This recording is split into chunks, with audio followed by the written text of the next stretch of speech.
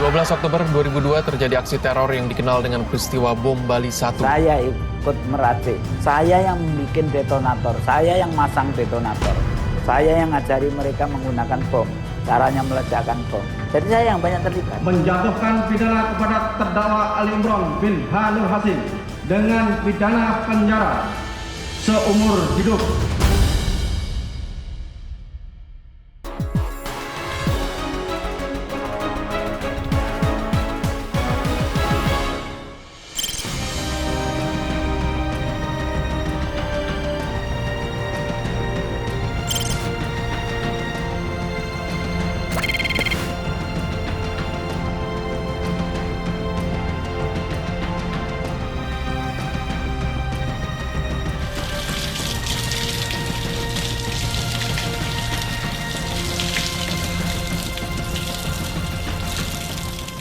Ali Imron itu seorang tokoh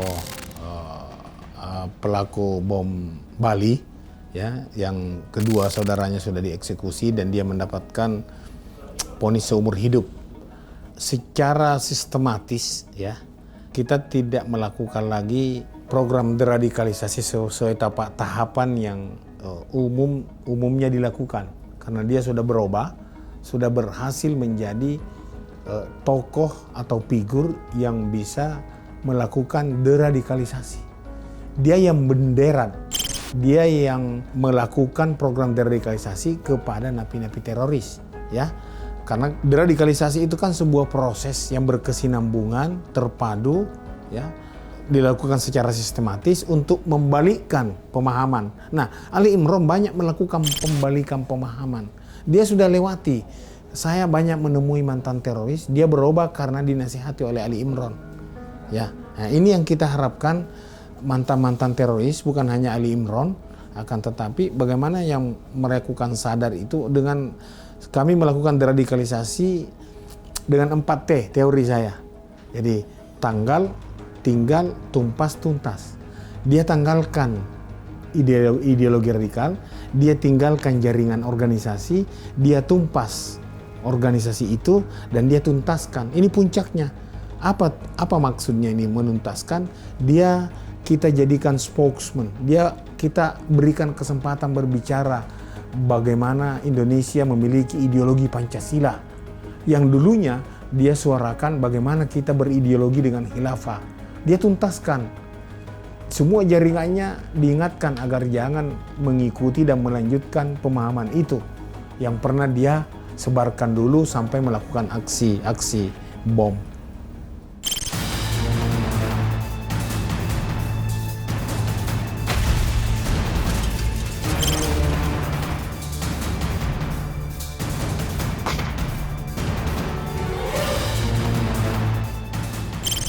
Aksi akhir-akhir ini berbeda dengan aksi yang kami buat dulu.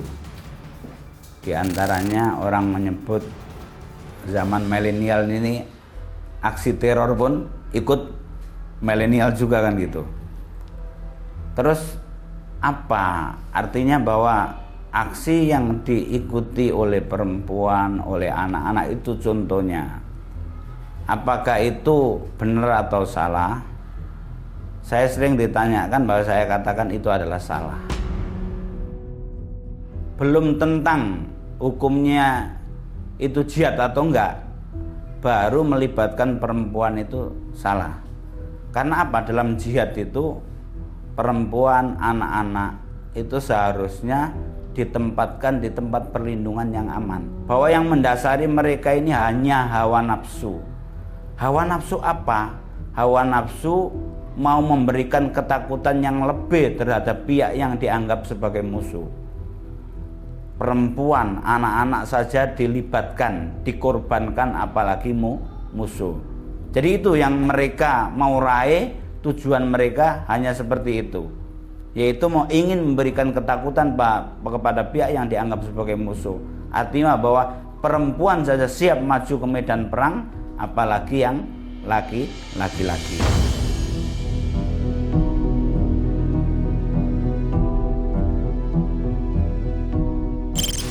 Kalau kami dulu sama sekali tidak melibatkan perempuan.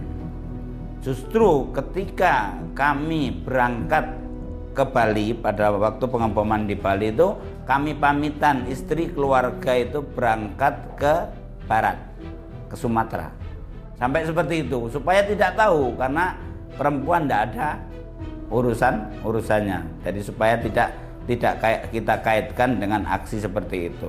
Nah, kesininya bagaimana? Kalau menurut saya pribadi itu pergeseran yang mereka itu menginginkan bahwa supaya dilihat bahwa kekuatan teroris atau dalam bahasa mereka kekuatan jihadis untuk melakukan jihad ini semakin hari semakin tambah.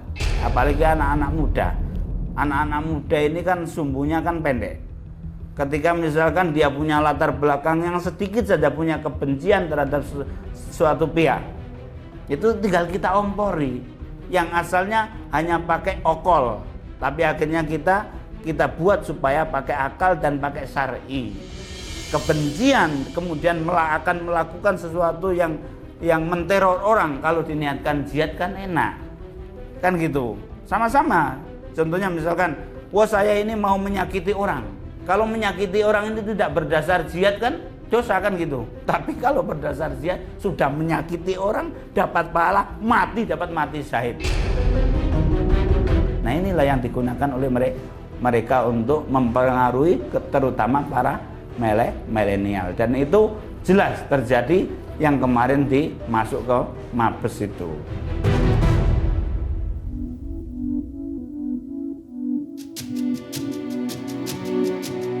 Sering saya sampaikan juga sosialisasi yaitu tentang terorisme. Di antaranya latar belakang teroris itu siapa toh? Ya kan gitu. Kemudian tujuan mereka. Itu, kemudian tujuan mereka. Kemudian momentum atau kesempatan yang diambil oleh mereka dalam melakukan aksi. Itu 3 hal ini yang terpenting, walaupun bisa ditambahi dengan hal-hal yang lain. Kenapa kok harus kita sosialisasikan latar belakang? Latar belakang ini penting karena apa? Contohnya sekarang ini. Kenapa toh kalau sampean ikuti ya teman-teman teroris baik yang sudah ditangkap, yang melakukan sidang atau masih di luar, satu pun tidak ada yang terus terang bahwa perjuangan kami itu sebetulnya untuk mendirikan negara Islam. Kenapa? Karena kalau disampaikan kepada umat atau masyarakat bisa fobi terhadap perjuangan negara Islam dengan adanya NII di Jawa Barat yang diproklamirkan tahun 1949. Kemudian pemberontakan DITII. Itu kalau masyarakat tahu akan menghindar. Itu. Jadi penting sekali sosialisasi ini. Ketika nanti masyarakat tahu, baru kita ajak bersama-sama untuk penanggulangan terorisme atau penanggulangan radikalisme. Nah, kemudian yang kedua tentang masalah tujuan. Tujuan ini penting. Itu tujuannya apa? Tujuannya jelas. Tujuan tadi jangka panjang sama jangka pendek. Ini masyarakat harus tahu. Kemudian apa tuh yang diambil momentum itu? Momentum yang diambil itu adalah kita harus tahu masyarakat. Karena begini, kalau nggak tahu masyarakat nanti terpancing oleh kampanye mereka. Kalau sampean ikuti dulu Santoso, pimpinan Poso, itu kan beberapa tahun sebelum kena, itu kan pernah nantang polisi. Panji hitam ini akan berkibar dengan izin Allah di atas istana merdeka dan akan kami hancurkan Polda Metro Jaya. Nantang Densus, kita perang. Tapi dikasih catatan, TNI jangan ikut-ikut. Kenapa harus seperti itu? Ini opini supaya masyarakat itu menyangka bahwa Santoso ini dan grupnya itu yang dimusuhi adalah polisi, bukan negara. Itu. Nah, seperti itu. Nah, ini masyarakat harus tahu. Itu. Semua teroris baik yang afiliasinya ke Al-Qaeda ataupun ISIS, itu semuanya bahwa mereka ini khawatir, yang ditakuti mereka itu manakala masyarakat itu tahu secara fakta siapa mereka. Jadi itu yang harus semuanya kita lakukan. Kemudian apa yang sudah kita lakukan ini, deradikalisasi ini ada manfaatnya, banyak sekali manfaatnya. Jangan sampai kita terpengaruh bahwa deradikalisasi gagal yang dilakukan oleh pemerintah atau oleh negara Indonesia. Bukan gagal, banyak sekali manfaatnya. Makanya sering saya sampaikan, saya ini yang tahu peta terorisme di Indonesia selalu ketir-ketir. Kalau hanya ada aksi yang kecil itu saya bersyukur karena saya tahu peta. Alumni Afghanistan sama Filipina, ada orang JI saja itu tidak kurang dari 400-an orang. Sampai sekarang alhamdulillah tidak terlibat apa-apa. Itu kan deradikalisasi, keberhasilan deradikalisasi kita kepada mereka. Minimal mereka tidak membuat aksi.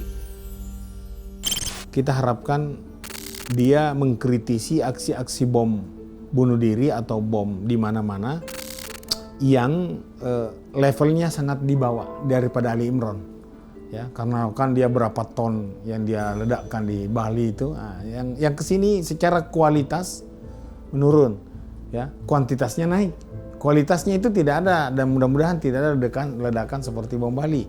Dia bisa mengingatkan kepada orang yang bersimpati bahwasanya itu salah, cukup saya yang lakukan. Dan paling dia tidak senang kalau dua hal ini. Orang ngomong kafir-kafir. Tidak ada orang kafir. Kemudian yang kedua, jangan dianggap itu teroris konspirasi atau rekayasa, ya. Jangan ini real. Nah, itu katanya kalau ada yang mengatakan teroris itu rekayasa, yang mau beraksi itu senang. Karena dia bilang, kita bisa beraksi ini karena ini dianggap rekayasa. Padahal itu real, ya. Jadi Ali Imron sangat memberikan nuansa baru bagi para radikal-radikal yang baru terpapar untuk berhenti melanjutkan karena cukup dia yang merasakan itu, bahwasanya ini tidak benar. Saya ini kalau teroris itu boleh sombong di Indonesia, saya yang berhak sombong pertama kali karena belum ada yang menyamai keterlibatan teroris selain saya. Besarnya, gedenya kan gitu. Nah, artinya bahwa kesadaran saya ini perlu kita kampanyekan. Upaya saya dan kawan-kawan yang sadar terutama ini bisa menyetop atau menderadikalisasi kawan-kawan ini sehingga alhamdulillah tidak terlibat aksi. Adapun pemikiran harus pelan-pelan. Itu karena begini, pemikiran teroris itu begini, orang umum itu mendambakan kedamaian. Tapi kalau terorisme mendambakan kerusuhan. Makanya itu yang sekarang ini repotnya masih sulit memahamkan mereka itu, jangan sampai kita ini berharap ada kerusuhan. Itu yang repot sampai sekarang ini. Terutama kawan-kawan Darul Islam dan Jamaah Islamiyah. Tapi saya yakin bahwa dengan keteguhan semangat kita untuk deradikalisasi, insya Allah kita akan memberikan manfaat kepada proses penanggulangan terorisme ini. Mudah-mudahan seperti itu.